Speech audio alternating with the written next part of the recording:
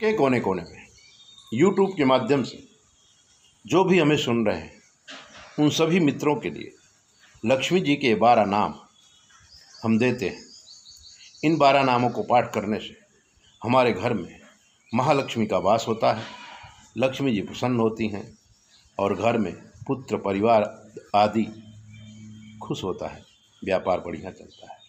सुनिए भगवती महालक्ष्मी के ये दिव्य 12-12 नाम। चलिए सुनिए। ओम ईश्वर उवाच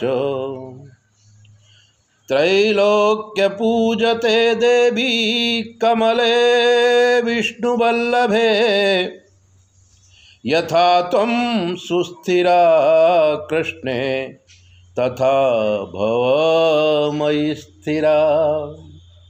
ईश्वरी कमला लक्ष्मी चला भूतिर्हरि प्रिया पदमा पदमालया समपदुच्चै श्री पदमधारिणी।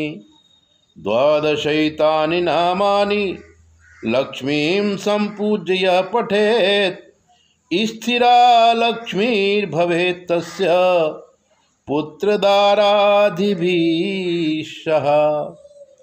विश्व सार तंत्र है जो भगवान शिव के मुख से निकला है। उसी सार तंत्र में लक्ष्मी जी का ये दिव्य मंत्र है।